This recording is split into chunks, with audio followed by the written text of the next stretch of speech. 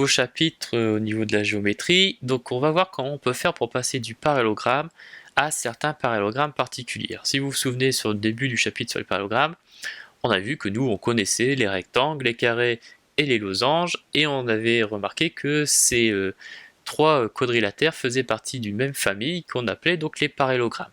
Après, donc on est parti sur les parallélogrammes, on les a étudiés, on a vu leurs propriétés, également les propriétés réciproques, on a également vu comment les construire. Ici, on va partir du principe que notre figure de départ c'est notre parallélogramme. Et on va se poser la question comment faire pour passer du parallélogramme aux différents parallélogrammes particuliers. En gros, qu'est-ce que je vais devoir rajouter dans le parallélogramme pour trouver un rectangle, un losange ou un carré? Alors pour ça, on va utiliser donc des nouvelles informations, soit sur les diagonales ici du parallélogramme, soit sur ses côtés. Et notamment sur ses côtés consécutifs. Alors, un parallélogramme, comment je peux faire pour passer du parallélogramme, donc ici, au rectangle? La première solution, ça va être de toucher au niveau de ses côtés, c'est de faire en sorte de le faire apparaître un angle droit. Donc si un parallélogramme a, donc ici, deux côtés consécutifs perpendiculaires,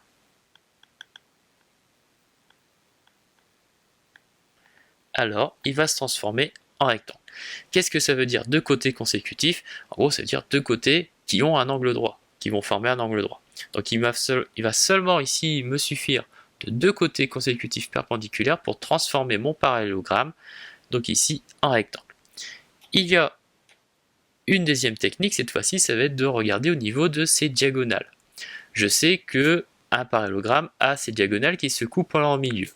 Mais si en plus, ces diagonales donc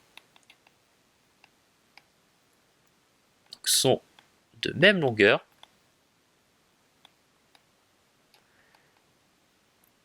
et bien cela va signifier que ici le parallélogramme va transformer également en rectangle.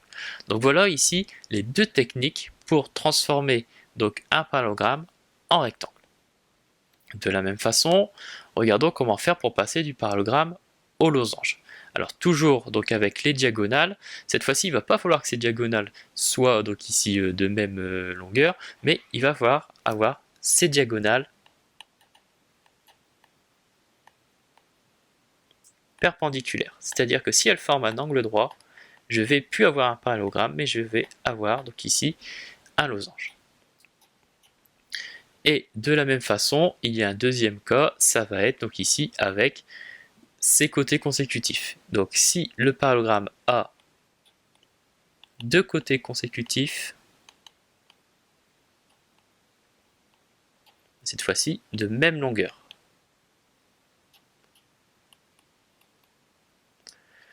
alors le parallélogramme va se transformer en losange. C'est-à-dire que ici, voilà, comme on sait que les parallélogrammes ont leur côté 2 à 2 de même longueur, côté opposé 2 à 2 de même longueur, si j'ai deux côtés consécutifs, forcément tous les côtés seront égaux, parce qu'on sait déjà qu'un losange a ses côtés qui sont tous égaux.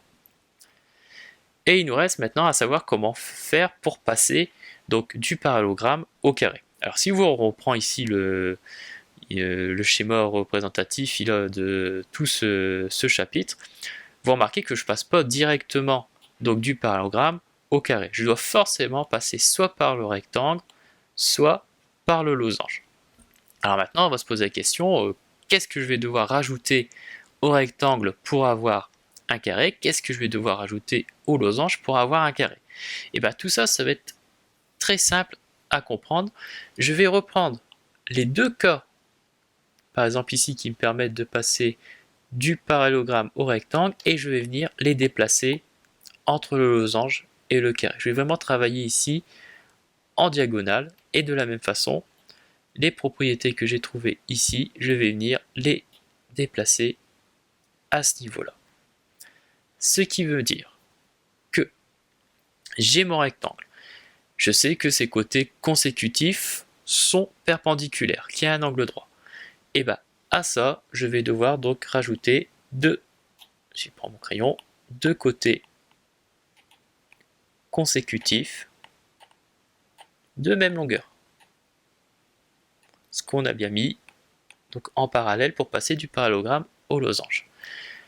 Et qu'est-ce que je veux rajouter aux diagonales d'un rectangle? Je sais qu'elles sont de même longueur, mais ici je vais devoir rajouter les diagonales perpendiculaires. En plus d'être de la même longueur, il va falloir qu'elles soient perpendiculaires. Et donc, enfin ici, qu'est-ce que je vais devoir ajouter au losange pour passer au carré? Au niveau de ces diagonales, je sais que ces diagonales sont déjà perpendiculaires, mais il faut que donc ces diagonales sont de même longueur.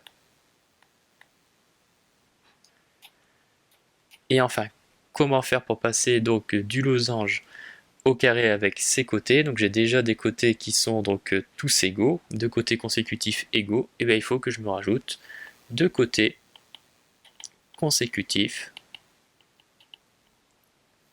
perpendiculaires.